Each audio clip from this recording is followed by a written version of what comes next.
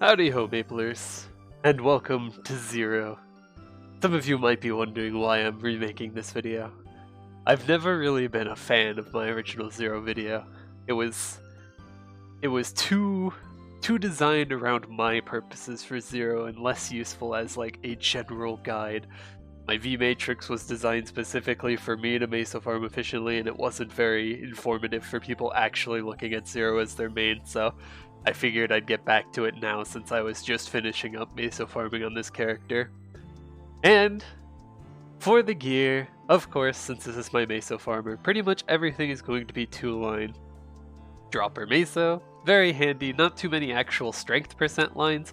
Decent gear otherwise, the belt is fairly nice, being 22 star, an arcane weapon, which is pretty rare for one of my 250s. Really, it's only there to make one-shotting with my electricity and upper path consistent. A cooldown hat, which I'm kind of on the fence about, decent combat order on the boots, and decent sharp eyes on the gloves, just for my quality of life. And everything for Zero is pretty darn good, but that's mostly because I wanted to be as efficient with my farming as possible. For the cooldown hat, I'm kind of on the fence about this now. Like, back in the past, I would recommend it because it made alpha farming possible, where you would just stay in alpha and ignore the tag system entirely. It would be a lot quicker and be much easier to guarantee 100% uptime on your mobbing. However, after like a year and a half more of playing this character, I really don't think a cooldown hat is super duper necessary for farming.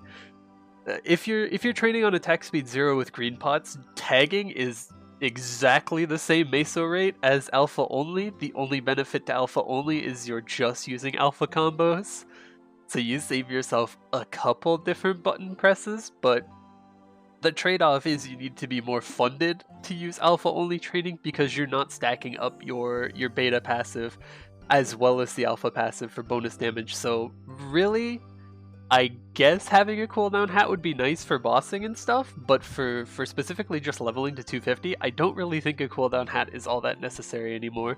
Just tagging on attack speed 0 is the exact same rates in pretty much every map, and you're stronger when you're actually engaging with the tagging system.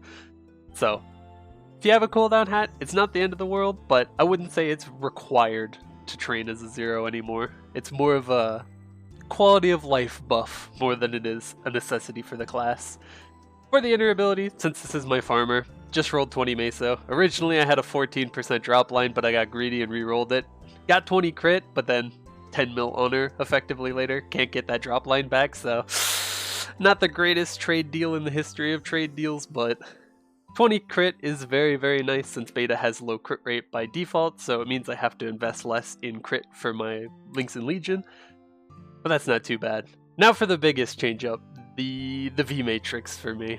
As always, of course, decent holy symbol first slot, especially if you're a farmer. Gives bonus drop rate. This is practically required if you're farming meso and drop. But the boost nodes. This is one of the biggest qualms I had about my previous video because I set up my boost nodes specifically for me to farm and made them as cheaply as possible, so I skipped over unnecessary skills. But those skills are very important for people actually looking to play Zero as their main class, so I redid mine entirely just for this video. And, of course, your most important combo for your trios is Stormbreak, Wind Striker, and Wind Cutter. This is your entire alpha combo. These are all your tornadoes that you're throwing out. This is your bread and butter for both bossing and mobbing. These are all of your damage when you're mobbing. They're super duper important, and you want all three of them on a single trio so that if you're only farming, you can just put these two trios on and then just work on getting your other skills. The other trios are almost entirely used for bossing. That's Rolling Cross, Rolling Assault, and Spin Cutter. These are your mobility options for Alpha. These are your tag skills for Beta. These are where a lot of your tag damage is going to be coming from for bossing. You use these skills a lot while you're doing dailies as well, so having them boosted is definitely a boon there. And the last trio, Flash Assault, Piercing Thrust, and Moonstrike. As before, I still wouldn't recommend putting any points into the third attack portion of Alpha's generic attack because it really isn't ever beneficial, and it's just faster to have it at the second attack locked for using a cooldown hat. So having Flash Assault on here is actually super mandatory, I would think, because it is one of your best mobility skills. It pretty much is the only reason that Zero is able to get 35-second Monster Park runs consistently. It's super nice, and it's huge for your quality of life for both bossing and for mobbing for dailies to have it boosted. So that would be the final trio, and probably the least important trio. Like, Flash Assault is nice for bossing, but it's not something that you're going to be throwing into your bossing combos specifically. Piercing Thrust and Moonstrike are more often used because they don't displace you, so you can actually stand still and keep attacking on the boss, whereas Flash Assault forces you forward, but it's still super nice to have. And then for the Zero specific V skills, you've got Ego Weapon. Probably the most important one to throw on right off the bat because it is purely passive and it is nothing but beneficial to you. It just has a short inner cooldown of 15 seconds between both alpha and beta, and these cooldowns are independent of each other, so you're getting both parts of them every time they're up, and they just add on bonus damage and bonus mobbing. There's no downsides to this ability. It's really good. It improves your bossing DPS insanely compared to pre 4th V. Ego Weapon is nothing but beneficial for Zeros, both for mobbing and for bossing. You want to slap this on ASAP because these do a lot of damage right out the gates. They're going to be one-shotting pretty quick, especially if your electricity isn't one-shotting for farming. Ego Weapon is going to make up a lot of those mob kills that your electricity is leaving behind. It's super nice. And then the skill I skipped over almost entirely in my previous video, Shadow Flash. This skill is actually very good. Mostly for the bossing department, but there are some niche uses for mobbing. Your initial cast of this skill will set down an altar, both for alpha and beta, again independent of each other, so you can have both out at the same time. Recasting the skill will teleport you back to the cast location from anywhere on the map. So there are some neat uses for this for bossing to force reposition yourself, and for mobbing you could set it up, do your loot cycle, drop back, start mobbing again, go into beta, set up your other one, do another loot cycle, and then immediately teleport back. There's a lot of efficiency that can be gained from using this skill both in mobbing and bossing, but mainly for bossing is where you're going to get the most benefit from it because this skill does a whole hell of a lot of damage. On a 40-second cooldown, it's pretty significant burst. And with such a fast cast animation, this isn't going to interrupt you too dramatically. As well, you can use it delayed because once it's on the ground, it'll stay for a very long time. So you can set down the alpha one, then tag into beta, do your beta combos, set down betas, use it, and then tag back into alpha and immediately use alphas to get a big bunch of bursts without dropping any of your combo DPS. It's really good. So that was something I really should have played with more back when I made my original video, because the skill is super duper useful for both mobbing and for bossing. More so for the repositioning for mobbing and for the outright damage it gives for bossing. And then of course Chrono Break. It's Zero's bind skill. It's really nice. It gives you a big bunch of final damage and some attack speed while it's up, which is huge for your damage output, but it also gives you additional lines of damage when the skill ends. So not only is it your bind ability, it's also a part of your burst rotation. The only problem I really have with Chrono Break is because it lasts for so long, especially for things like Dojo. There are times where you'll use it and it'll just keep going through multiple floors before it finally goes off, and sometimes it can miss a lot of damage. For actual bossing, that's not that much of a problem, but for Dojo, it is slightly inconvenient because you can't tell the skill is still going on aside from the little hourglass above mob heads.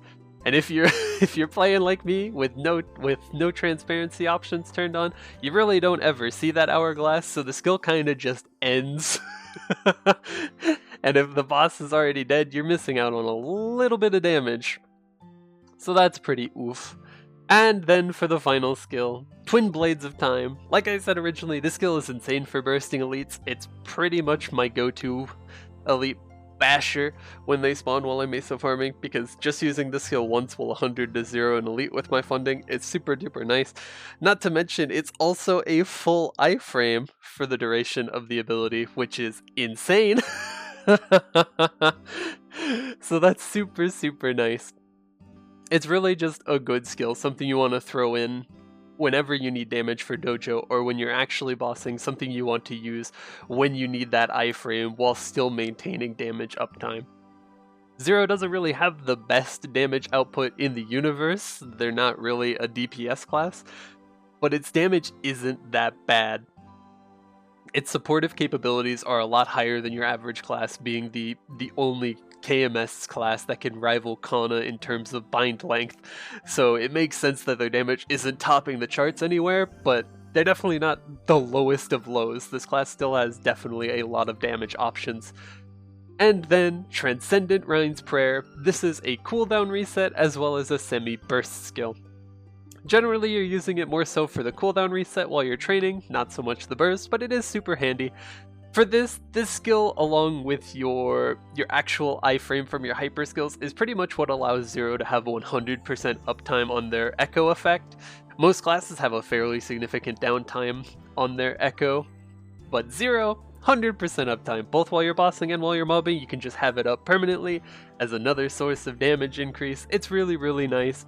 As well, this does give quite a bit of damage with 40 attack, and when double time stacks up, which is just from you tagging between alpha and beta, you get another source of damage. It's really, really nice. And then of course your decent sets. For me, since I have decent combat orders and sharp eyes on my boots and gloves, I don't have the V-Matrix skills on, but I would highly recommend getting all three of these. Attack speed, crit rate, crit damage, and all skills +1. Decent combat orders, especially if you're training, because this +1 actually gives you a full another second on your electricity uptime, which makes your mobbing that much more consistent and that much less time-based. You don't have to rush as much to maintain full map clearing with decent combat orders up. You can take it a little bit slower and still maintain 100% uptime on your full map clearing. Really, really nice. Weapon aura as well, something you want to have for bossing. Not necessarily the greatest for mobbing. Maybe if your electricity isn't one-shotting, you could throw it in, but I think Ego Weapon has more so taken over for weapon aura. They kind of just fill the same niche for mobbing, and this is purely passive, and it's up quicker. So this is pretty much just left by the wayside unless I'm bossing. Blink just for the passive stats and the extra mobility for bossing, and of course, True Arachnid Reflection. You get it for completing the Will storyline. Decent mobbing, decent bossing, doesn't get much better than that. For Zero, it's not the most useful skill in the universe if you're funded like I am to one-shot while you're meso farming, because your electricity is already clearing all the mobs possible, but it is a nice skill to throw down while you're doing loot cycles. While there might be some gaps in your electricity uptime, you want to throw down True Arachnid Reflection. I still don't think I would recommend a Lucid Soul for Zero, because Warrior Soul damage for 1, and for 2, your electricity covers pretty much all of your mobbing needs, so you don't really get that much value out of a Lucid Soul. I have one just because I had an excess of them and I threw it on to test out rates with a Lucid Soul and without a Lucid Soul, and shocker, Zero rates are insane without a Lucid Soul. You don't really need them. For the training, 200 until 205. You've got the tried and true Below the Cave or Eastern Cave path. These are absolutely overpowered for Zero because they're long flat maps with a bunch of mobs. That's exactly what Zero wants.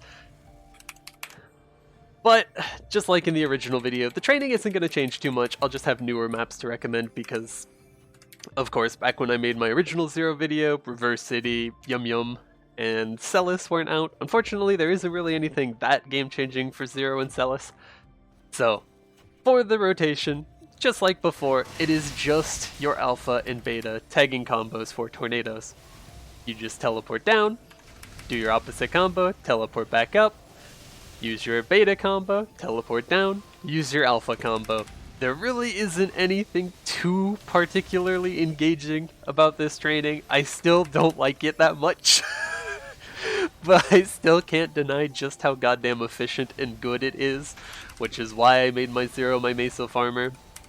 You're effectively clearing the whole map with the tornadoes and with the electricity. It's very, very quick, it's very, very efficient and lazy, so you're not going to be missing out on really any EXP there. But now we actually have Reverse City, there are better options than just staying in Vanishing Journey until 210. And for 205 until 210, it doesn't get any more difficult. If anything, it gets even easier. Because T-Boy's Research Train 1, you don't have to worry about teleporting up and down, you just do everything on the bottom layer here. You want to stand here on the right side so that your tag combos with beta hit this top platform, or your ego weapon if you're not getting the beta tag, but your rotation is literally just tag combo for tornadoes. Your third and final tornado, that purple one, is just tall enough to hit the second platform of mobs, so while you're comboing away, the bottom is getting full cleared by your electricity, and every third tornado is clearing the platform above you. Ego weapon and beta's combo's final smash are clearing the mobs above you, and effectively this is the simplest full map clearing you've got access to. It's so absurd. And with Reverse City's better base EXP, this is just nothing but an improvement over the Vanishing Journey maps. It is super good, very lazy. The only downside is looting this map is a bit tedious because of all the additional platforms. And while you're looting the map, you're not really full clearing it because you don't have any electricity on this second set of platforms. But that is a small price to pay for an insane increase on EXP in my books. And you can stay there until 210. Honestly, it's a very good map. You could stay there until 215 if you just wanted to hop into Yum Yum Island. Maybe you're trying to rush this to 220, you just want to do it in one day, skip as many pre-quests as possible. You can stay there until all the way up until 220 if you want to. But if you're training in segments and you're just doing short stints here and there, I would still recommend for 210 to 215.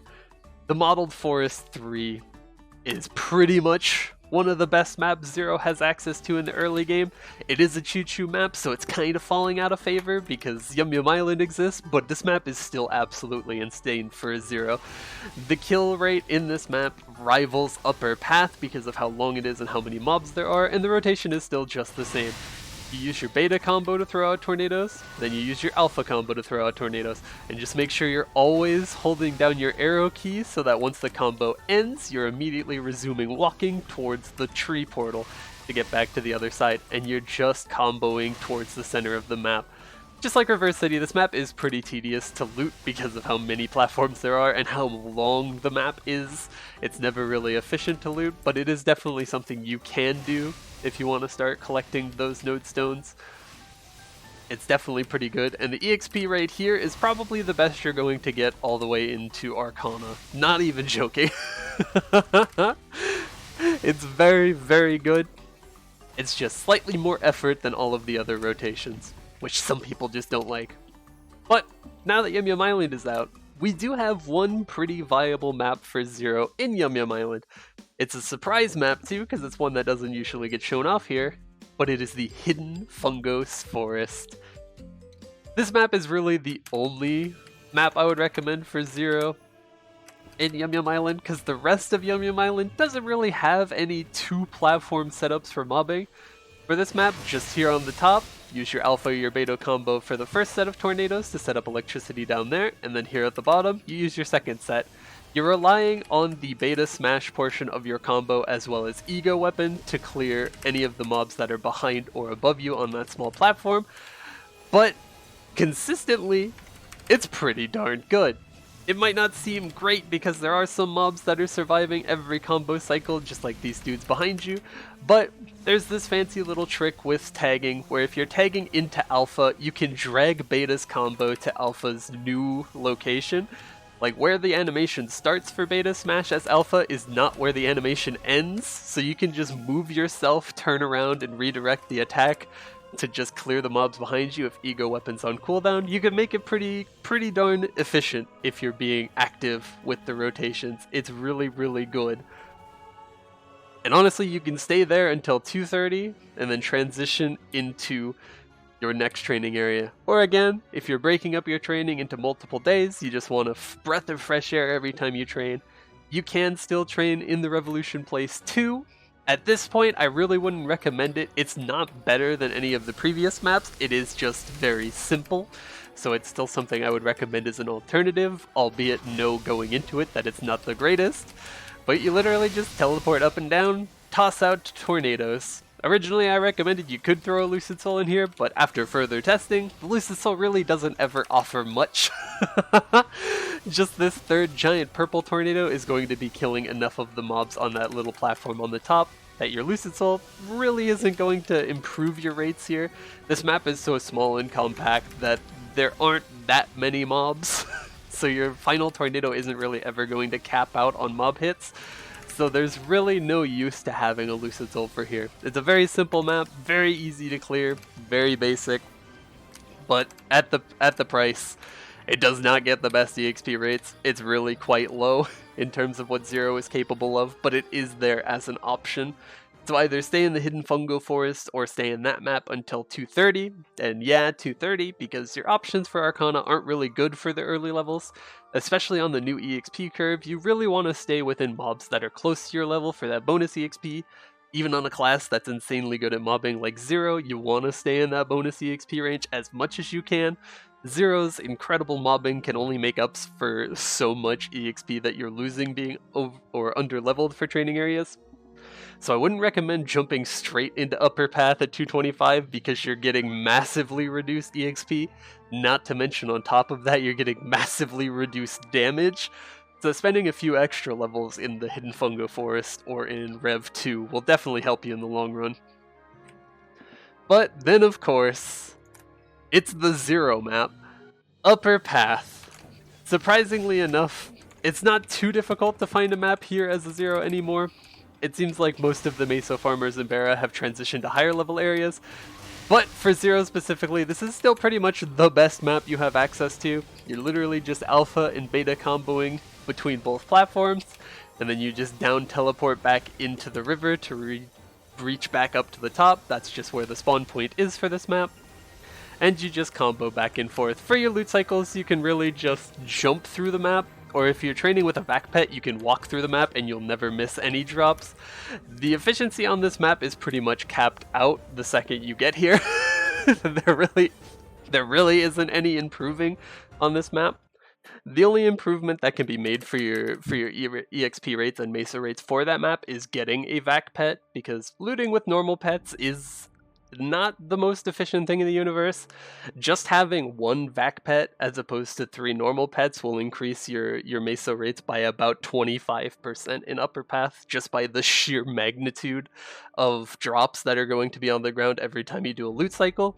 Obviously, you could help yourself in that department by just looting more often, so there are less things on the ground, but looting more often kills your EXP rates, so if you're trying to maximize both, your best bet is to have a vac pet. That's very expensive, unfortunately. So other than that, your best bet is to just maintain your combos while you're looting. Quickly go through the map once. You're not going to be full looting the platform. Just quickly go through the top, turn around, throw your combos back, go through the bottom, turn around, throw your combos back, and then go through the top and bottom again. It's much more efficient to do two loot cycles to make sure you're getting everything without losing mob kills than it is to get everything in one loot cycle if you're not using vac pets. But that map is absolutely insane. Your EXP rates there are pretty much unrivaled by any other class in the game. The only ones that come close are like Mechanic at peak one-shotting in Arcana, but that map is still by far the best map there is for Zero. And honestly, if you want to train beyond 250, you really just stay in that map until 255. There really isn't anything in Moonbridge, there really isn't anything in Labyrinth of Suffering that's that much better. And the Mesa rates you get out of Arcana's Upper Path for Zero are well worth the little bit of EXP loss from being overleveled. So you pretty much stay there until Limina. And then once you get to Limina, Zero goes back to being a pretty average mobber. It loses its status as the best mobber in the universe, but it's not so much lower on the totem pole that it's worthless as a Meso farmer, but the viability of Zero as a sole Meso farmer really isn't the best anymore. They're still decent past 250, but they're not as good as they were back in the day. Which is why my Zero kind of has an expiration date on her. Once I hit 260, there really won't be any point for me to use this character to farm Mesos anymore. I don't want to fund it further to have full one-shotting in Limina, nor do I want to deal with all of the botters in Limina, so finding a map is going to be super tedious. But really, the Meso farming meta has kind of just shifted away from Zero with the new EXP curve and with the suicide changes so you don't lose EXP on death. Zero's kind of lost its niche for a farmer. However, Zero as a main character is still just as good as ever, if not even better nowadays.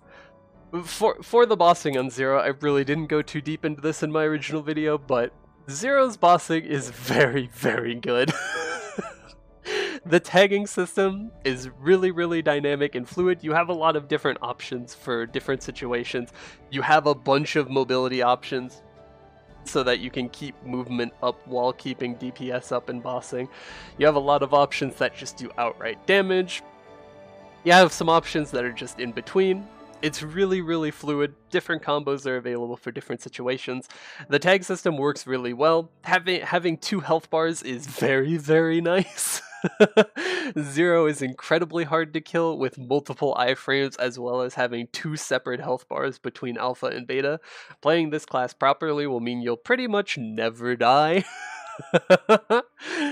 Like I was saying earlier as well, Zero's supportive capability is very, very high. They have stuff like time distortion here, which gives bonus attack speed for all of your party members, and it gives 25% damage and stuns normal monsters for any that are inside of the little time distortion. As well, you've got Chrono Break, you've got Beta's passive binds, you have chain binding, which makes Zero really the only official KMS class that can compete with Kana in terms of bind chaining, or bind length rather, which makes them super, super nice to have in a party situation. They're very, very helpful.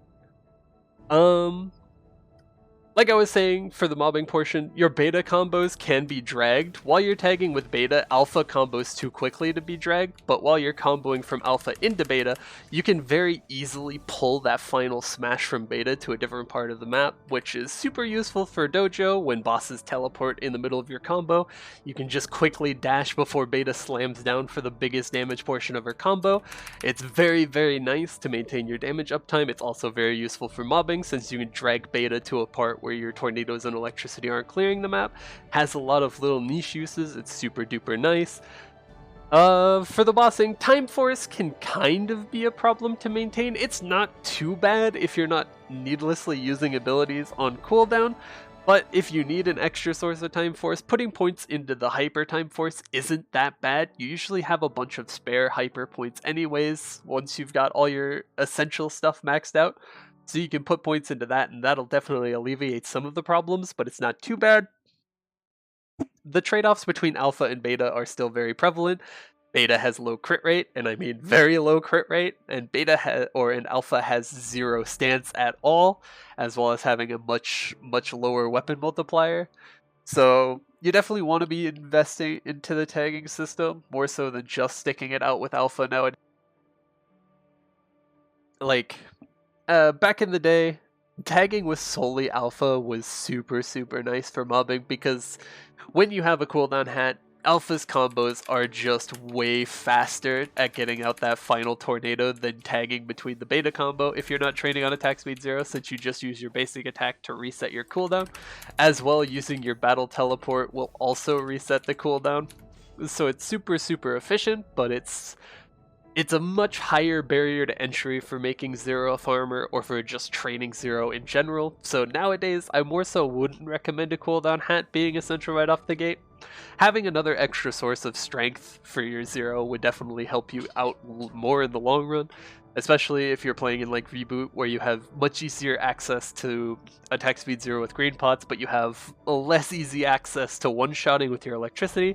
Absolutely use the tag system for mobbing. Again, if you're training on attack speed 0, there is literally no difference between your meso rates and EXP rates, so it's not the most beneficial thing in the universe to get a cooldown hat, although it is nice for the convenience, and it's pretty handy to have for bossing. Just having that extra cooldown reduction on all of your combos is super nice. It speeds up some of your bossing, but I'm not that much of a Zero main to know if it's super, super necessary for bossing. It's just something that feels good to me.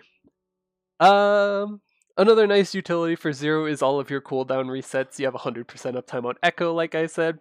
Both your time holding, which is your 15-second long iframe, as well as like a sort of burst ability, and your Transcendent Rhine's Prayer, both reset your skill cooldowns. They're super, super nice to have.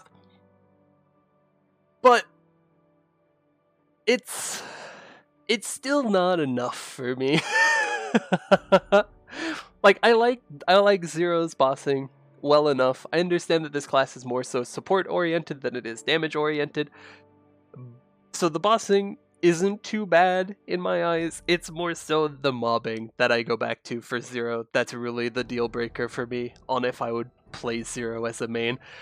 I still really don't like it. I think it's very, very one note. It's very uninteractive. I like moving around and killing mobs in my 2D mushroom game. I'm not a huge fan of the stand in one place and clear the whole map kind of training. It's really not that engaging for me. And that is pretty much the whole kit and caboodle for Zero. Is just plant your butt in a location on a map and just start chucking tornadoes. It's very good. It is very, very good. But it is also very, very boring in my eyes. So, for Zero, take it as you will. If you want a good farmer, Zero's definitely a good farmer right out the gates. It's got pretty decent base damages, especially if you're engaging with the tagging system. Zero isn't really going to struggle early on for mobbing. They're pretty darn good and beginner friendly. The story isn't the most beginner friendly thing in the universe, but that's kind of the price you pay for this class. Its bossing is very, very good in the support department. Not the greatest in the solo damage output department, but it still has a good source of damage, and as well, the bossing, most of the fun comes from just how fluid and effortless the tag system and the mobility Zero has, more so than just the raw damage output. So, picking up Zero as like a bossing mule is definitely a good idea. I think Zero's bossing is pretty fun. I don't think it's the funnest in the universe, but it is very engaging and is very, very flashy. Zero's bossing definitely has a bit of sensory overload if you don't turn on any transparency. It's pretty wild. It gets up there now with Ego Weapon. It gets up there with like Ho Young and Dual Blade levels of just sight obstruction. But it's pretty okay. I don't hate Zero as much as I did back like closer to when I was actually leveling it. I'm still not the biggest fan, but I still think this class deserves its fair shake as well. Again, I really didn't like my original Zero video, which is why I made this one. Going towards the future, I wouldn't expect other classes to get a video like this. Zero's really in a special spot because it's my Meso farmer. It has all of its gear still, so it's rather easy for me to get back to this character to remake its training guide, whereas all of my other previous 250s don't have any gear besides just Star Force placeholders, as well as having no Arcane Force, so it's rather a tall task for me to get back to those to remake videos. We do have the Explorer updates coming this winter update for KMS, which could throw a massive monkey wrench in my training guides because there's the slim potential that they will be reworking some of the classes significantly to the point where my training guides are obsolete. But from what we've heard, I don't think that's going to be too much the case. I think what we're more so looking forward to from those is quality of life updates and like animation improvements more so than like core gameplay changes for these classes. If they are core gameplay changes, this is going to be pretty rough.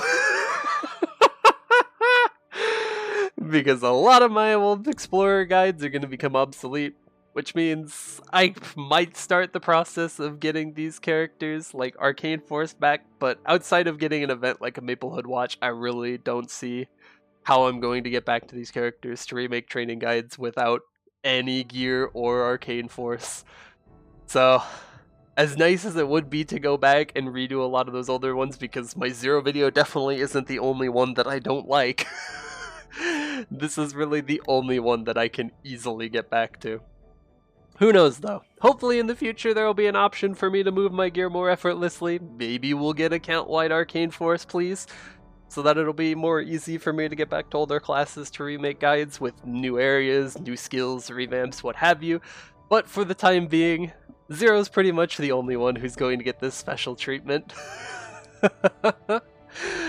But, as always, if you have any questions about Zero, about my journey for getting all classes to 250, or about playing MapleStory in general, do feel free to ask in the comments below. Make it a point in all of these videos to answer any and all questions you guys might have, because I love this game.